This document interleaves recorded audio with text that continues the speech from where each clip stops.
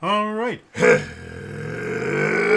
again, Avengers, and welcome to another exciting daily vlog. This is daily vlog number 254, maybe? Something like that. Sounds about right. So, I need a drink. Hold on just a second. All right, much better. So, today, finally made my way through the new player's handbook, and my opinion on the whole of the changes has changed a little bit. So I am going to be doing an in-depth review. I don't know when I'm going to get a chance to record it. My goal is to get it recorded today, hopefully have it up sometime later in the week. Whether or not my brain lets me do that, we'll find out.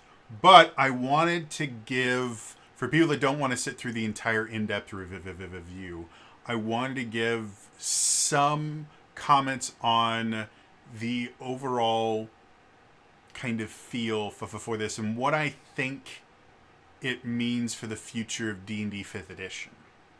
So overall, as I said in my initial kind of first impressions, moving the how to play section to the front of the book was a good thing. And I think as far as a how to play section in any D&D book that has ever been written, this is the best one they have ever written. So D&D 5.5 is going to be fantastic for new players that want to learn how to play from the book. Because up until now, learning to play from the book was a pain in the ass. And the best way to learn how to play D&D was to find people that already knew how to play. So that, in and of itself, I think is a good thing. As we move through the book itself is when I start seeing other issues that I understand the thing that inspired the change, but I don't understand why they decided to make that particular change, because it doesn't seem to fix the problem they were trying to fix. A really good example, weapon mastery. One of the biggest reasons weapon mastery exists in 5.5 is playing a martial weapons-based character gets very repetitive. Even if you're doing something like a Battle Master fighter, which I would say is probably one of the more complex martial-based characters because of their maneuvers, the vast majority of your actions is, oh, I move and then I attack. And every so often, one of those attacks gets to do something a little bit different. But you're never, like, when you're adventuring, you're very rarely going to be put into a position where you're going to go, well, do I want to use my longsword, or do I want to use my scimitar, or do I want to, like, as much as, yes, there are differences between the weapons, or do I want to use my longsword, or do I want to use my great hammer or warhammer or anything like that. Like, there are differences between the weapons. They were so incredibly minor that unless you got two very different magic weapons, in general, most weapon-based classes, their weapon was a means to an end. It really didn't matter what it was. It could be a salmon, and they would still use it the exact same way. The weapon mastery system actually makes different weapons, in theory, makes different weapons actually do different things. And so, other than the fact that, well, a flame tongue weapon would do fire damage versus an ice brand weapon, which would do cold damage, other than choosing a different damage type, there really wasn't any reason to choose a different weapon. And again, in 5th edition, damage type doesn't matter. like other than there's a few creatures that get resistance to certain damage types, and they tend to be elemental in nature. Like there's very few creatures that have resistance to like slashing damage that don't also have resistance to bludgeoning and piercing damage. So for a melee based character or just a weapon based character, damage types don't matter. So the weapon mastery in theory is supposed to go, well, a scimitar is used differently than a short sword. So instead of just giving them a different damage type that means nothing, now they have a different actual way that they can play. It's very cool. It's very interesting. In practice, however, I actually counted it. There's something like 38, something like that. Little under 40 different weapons listed in the player's handbook. And this is weapon categories. So it's not like, 6 of them are different kinds of longswords. No, you have short swords, long swords. Each of these is a different category of weapon that has different properties and theoretically should have different weapon masteries. But in the entirety of this new weapon mastery system, there is a grand total of 8 weapon masteries. Okay, well, maybe, they'll mix them up enough that you're still going to have some choices. Not 100%. A lot of times, weapons that would normally be fairly similar, like if I want to play a dual-wielding character, more likely than not, you're going to use scimitars or short swords.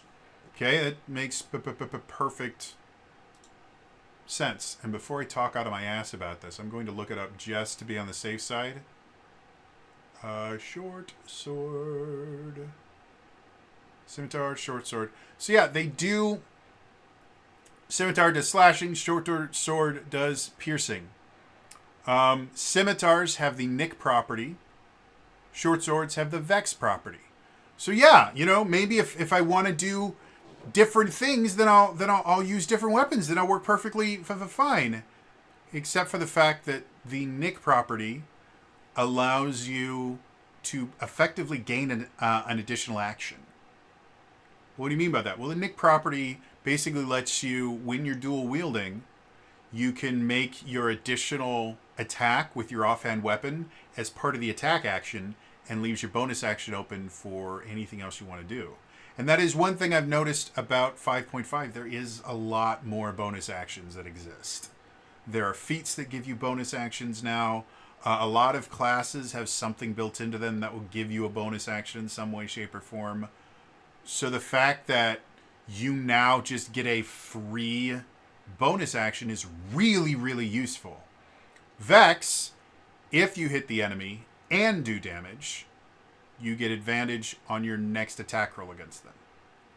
Which is nice, and theoretically, with a Vex weapon, if you keep hitting and keep doing damage, you effectively have infinite advantage.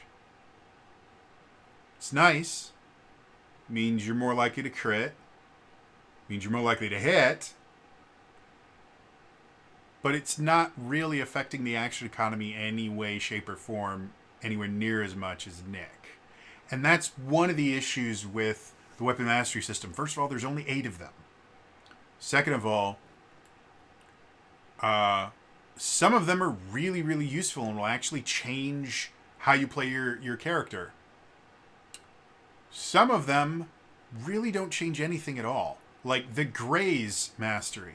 Well, if you miss, you can do your ability modifier damage on that hit. So, like, Halberd has the cleave mechanic. You do 1d10 plus your ability modifier damage. Or that's the cleave, sorry. Greatsword has the Graze mechanic. So normally you do 2d6 slashing damage plus your ability modifier. If you miss, you just do your ability modifier. Which, even at low levels, that's an extra 3 points of damage you wouldn't have done otherwise. And that's only when you miss. If you've built your character right, martials don't miss a ton as you get to higher and higher levels, because the AC system stops getting higher after you start dealing with characters that have like anywhere between 19 and 21 AC. So once you get to higher levels, it's such a tiny amount of damage compared to the hit point pool of the enemy, and it's only useful when you miss. So yes, it's nice, but it also doesn't actually change how you play the character. If the idea behind the weapon mastery system was to make playing martials more interesting and give you more choices, then Graze is the antithesis of that. There's other ones like Cleave. Cleave is a really interesting one. You hit something, as a bonus action, you can hit another target that's within 5 feet.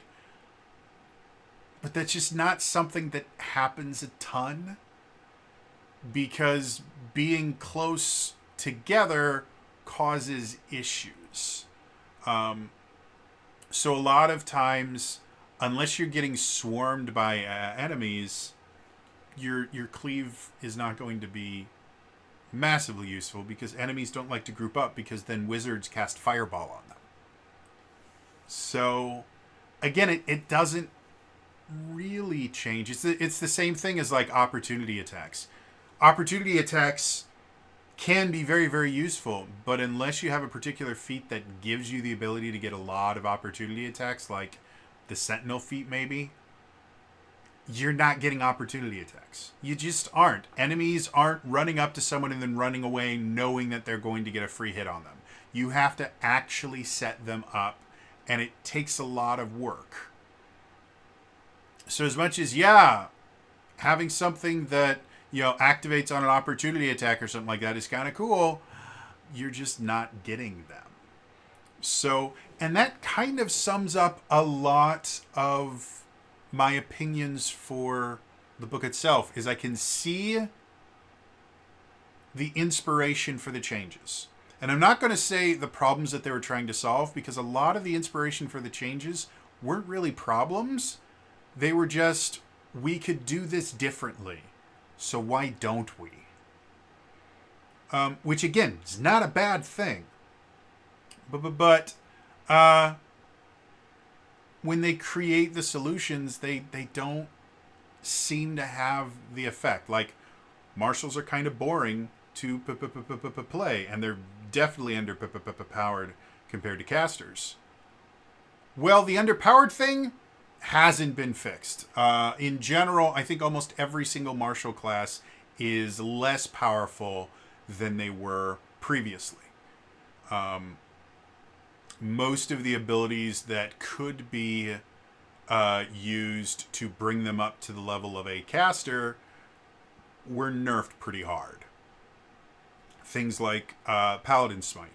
There's a lot of people, mostly players, that don't believe that Paladin Smite was an issue. I don't think Paladin Smite was as big an issue as some people made it out to be. Paladin Smite is a very one-note ability. It is the only time Paladin Smite is useful is if your goal is to reduce hit points.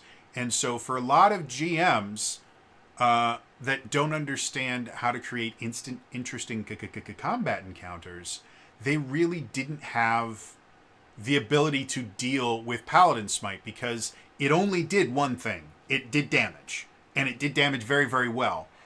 And when the only way they know how to challenge players is to just put more hit points in front of them, Paladin Smite seems really unfair, because it only does one thing, but it does it really, really well. And there really isn't another thing in the game that is so singularly focused as the Paladin Smite.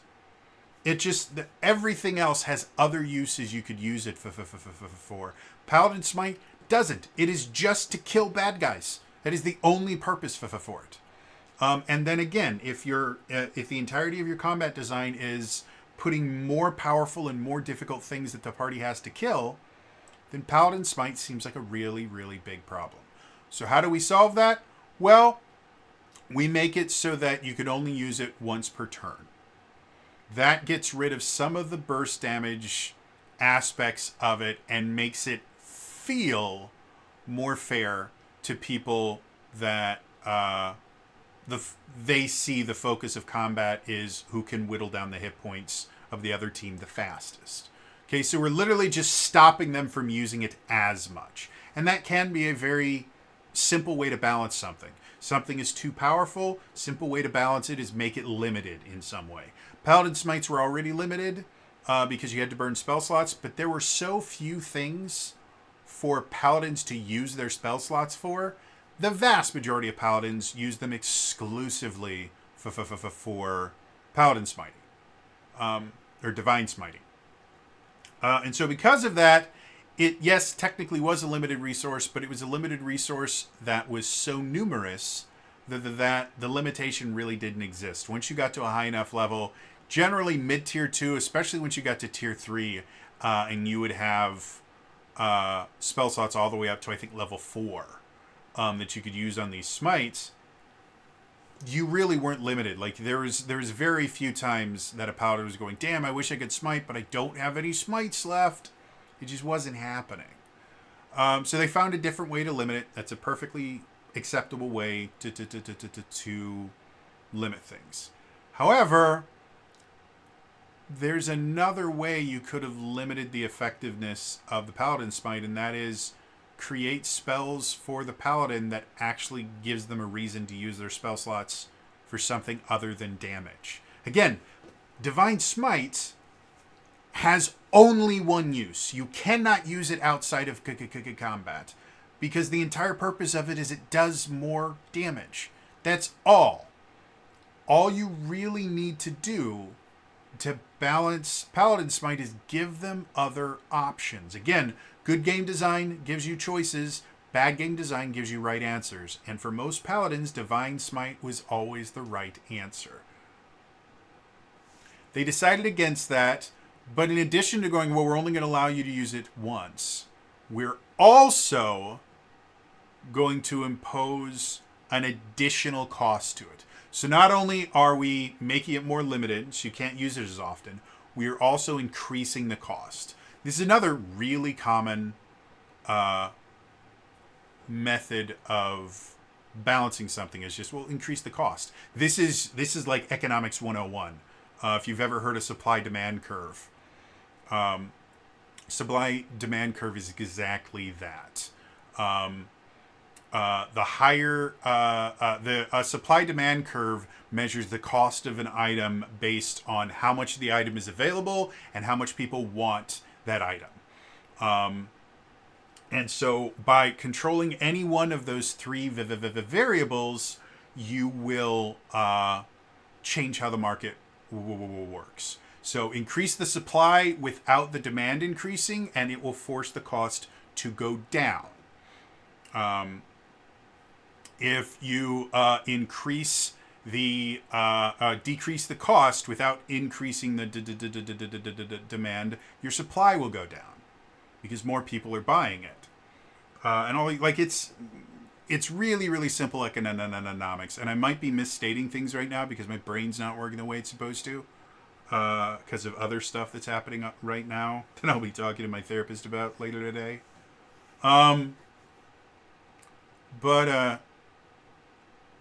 Yeah, so they decided that was what they were going to do this, is they go, well, we're going to limit it to once per turn, and we're going to force you to burn an additional thing to do it.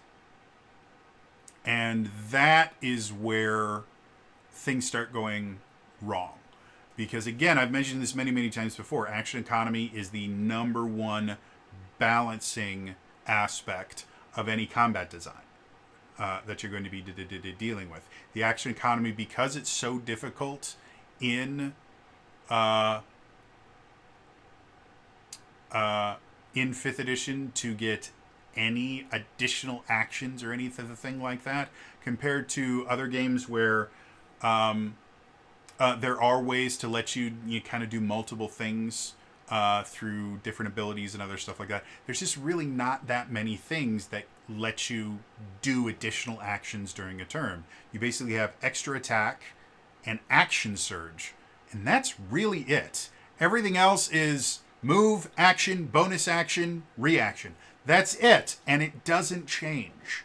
So being able to control the action economy is really, really powerful. and taking something and now requiring it to take 2 actions instead of 1. Because again, the only way that you can smite is you have to already have used your action to make the attack action. So it already, smite had a limitation in the idea that you had to take the attack action to do it. And now in order to smite, you also have to burn your bonus action to do it. And as I mentioned before, one of the things I like about 5.5 is they have added a lot more uses for your bonus action. There were a few classes where really the only thing they used their bonus action for was if they were 2-weapon fighting. That's what they used their bonus action for. Other than that, it just really wasn't a thing for them.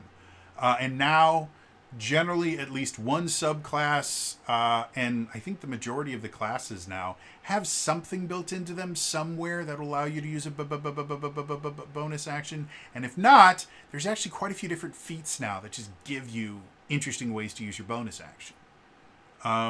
So they have now made bonus actions more valuable, and then also forced the paladin to use their bonus action to do something that they already were really, really good at. That, again, already is an extremely limited thing. So, again, I understand the inspiration behind this. Some people don't like how easy it is for paladins to be able to kill very powerful creatures. But then the method that they used to fix that was just, okay, well, we'll just make it so they can't.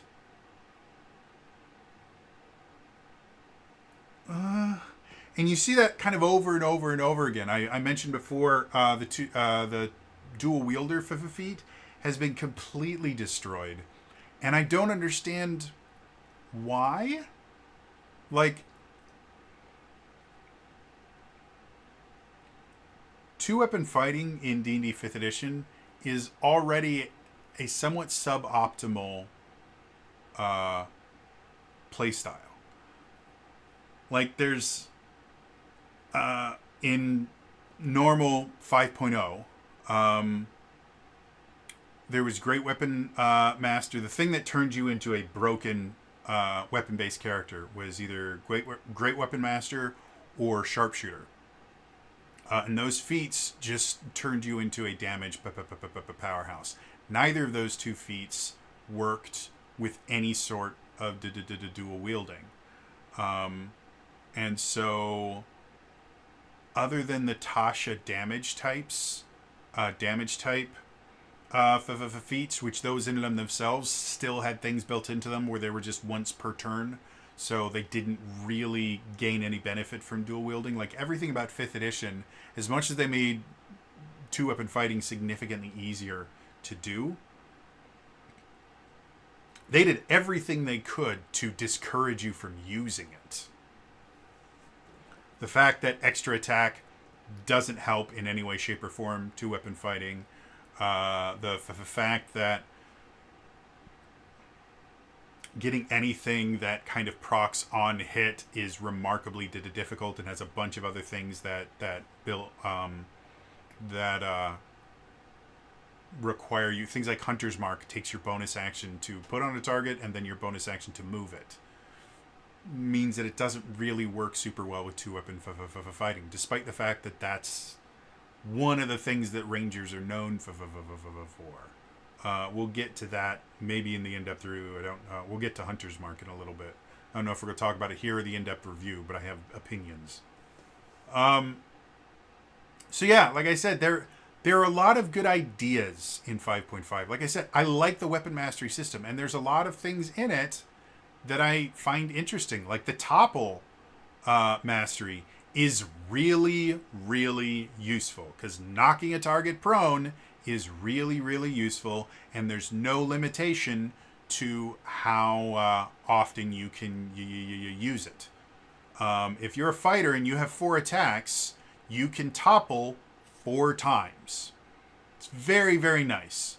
Compared to something like slow, where you just reduce their speed by 10. Which I guess if you want to try and kite an enemy, that might be useful. And I guess in situations where your combat goal, the goal of a combat is not to just kill the other side, yeah, being able to reduce someone's speed by 10 is kind of useful. But 10 feet is really not that big a deal. It can't stack, and there are ways around it. So as much as, yeah, it's an interesting thing, it's still not that great. And topple is still more useful. Slow, you can make it so on an average unit that has a 30-foot move speed, you've basically taken away a third of their movement for a single turn. Topple, you can take away half their movement. And it doesn't matter how fast they move. The faster they are, the more powerful topple is. So topple is better than slow in every way, shape, or form. Because topple reduces their movement in addition to getting a bunch of other things, because that's what the prone condition does. And again, I see that constantly in this in a new book, is you have all of these things that on the surface sound like really cool things. Weapon mastery on the surface sounds really, really cool. And then you start looking into the actual weapon mastery properties, and some of them are great, and some of them are next to pointless. And so as much as, yes, there are 8 different weapon mastery properties for almost 40 different weapons,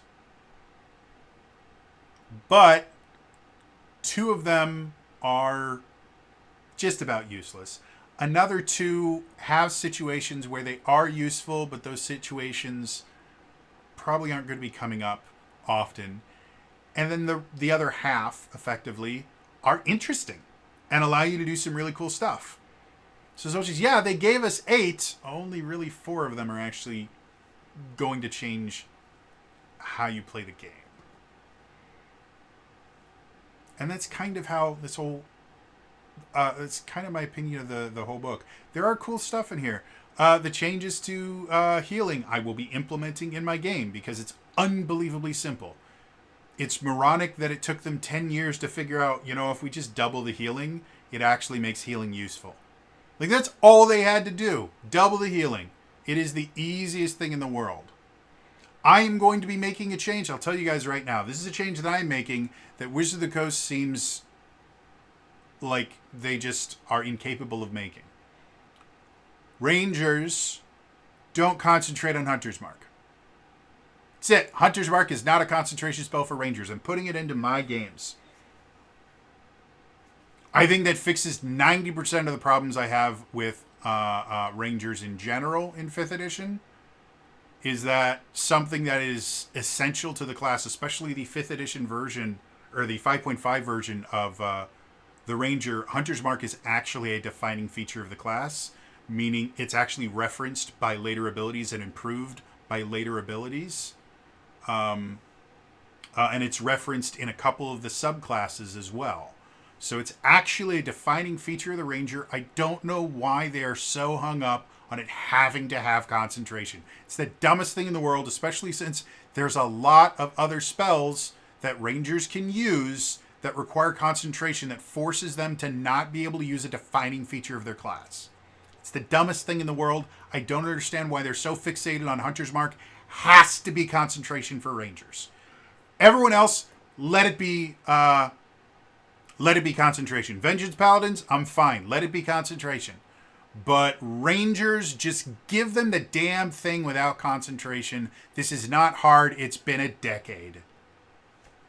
So yeah, you see that, and again, there's some cool things. The cunning strike aspect of the rogue is really cool and really interesting.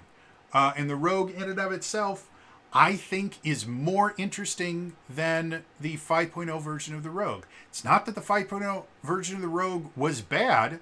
I say this all the time. The rogue in 5th edition is just this close to being broken. With the expertise, with the reliable talents, with evasion, and what's the other one? The one where they could just choose to take half damage with a reaction. Whatever that one's called, I can't think of it off the top of my head. Like, rogues just got everything given to them in 5th edition. They're unbelievably useful. And they're just, like, they're this far away from being broken. But they're also unbelievably boring to play. Because they very rarely fail.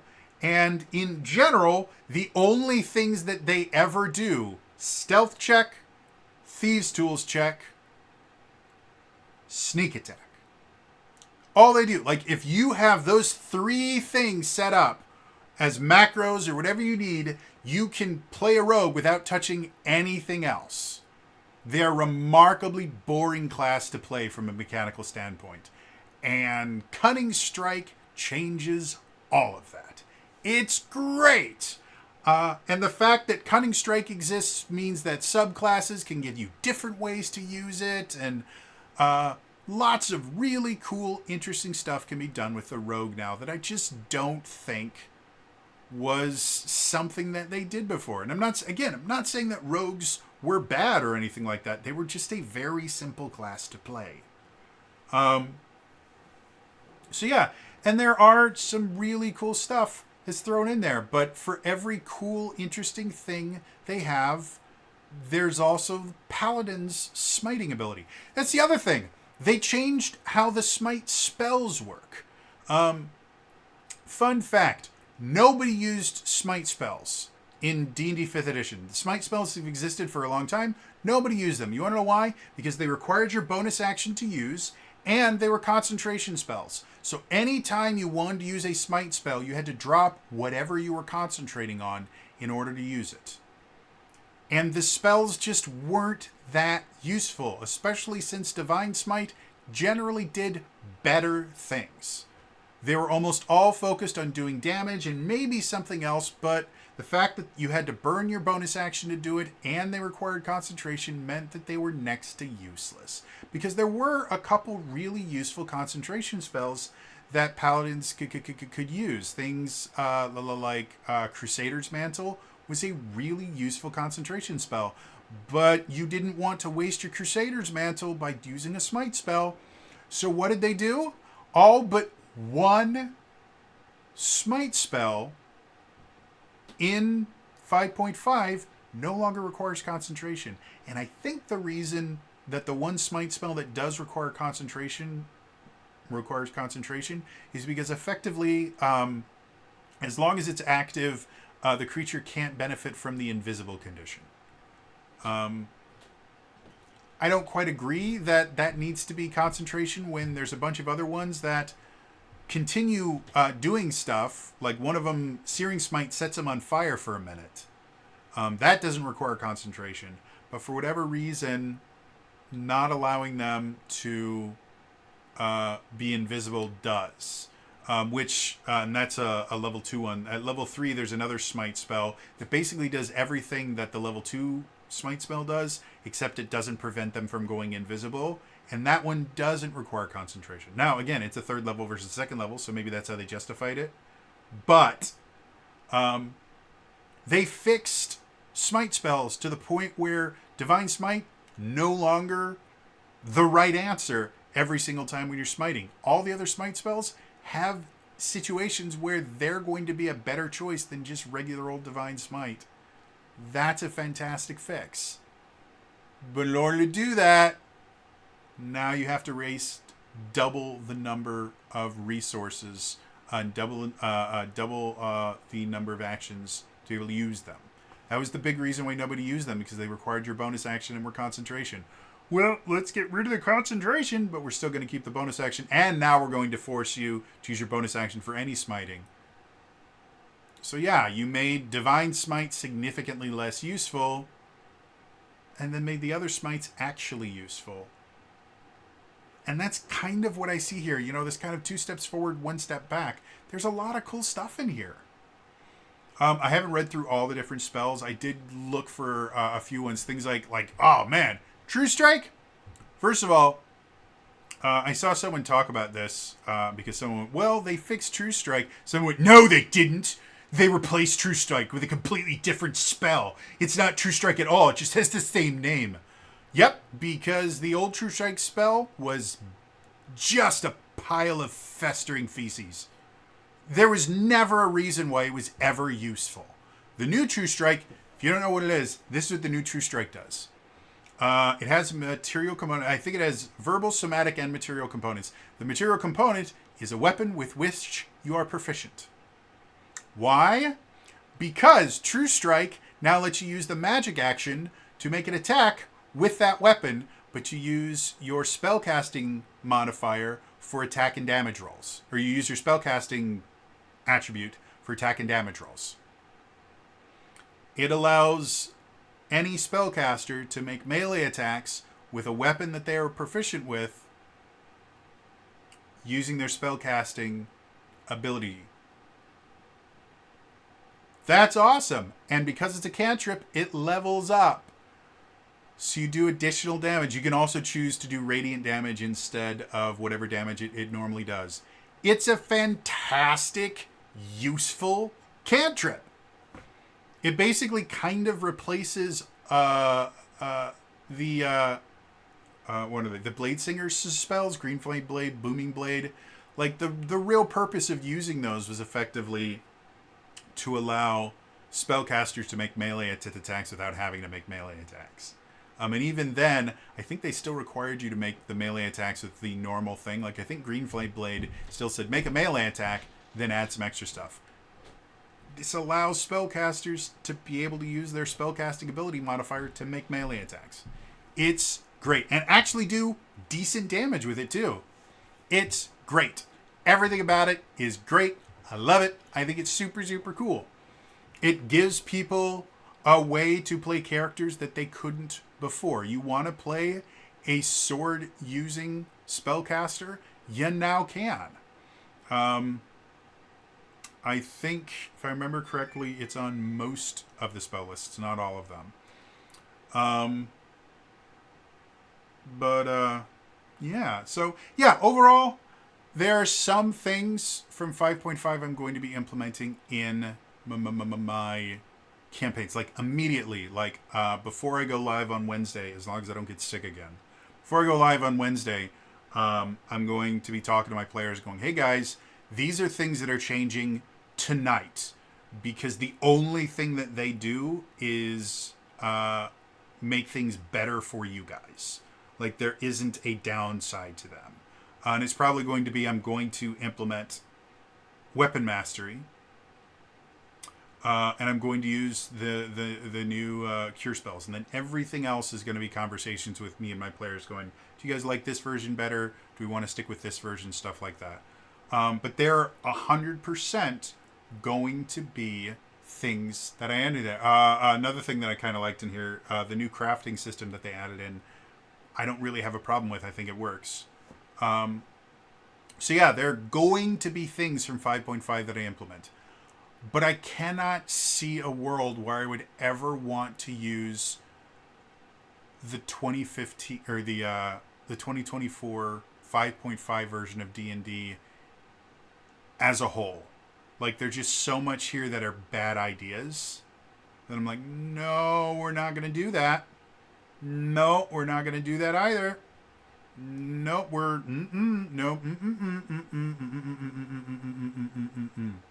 So, interested to hear from you guys. Are there aspects of 5.5 that you really, really like? Are there aspects of 5.5 that you guys think are just getting a bad rep from people that just don't like change? Let me know in the comments down below. Otherwise, again, that's all for me today. I will see you guys in the next time. All right? Bye-bye.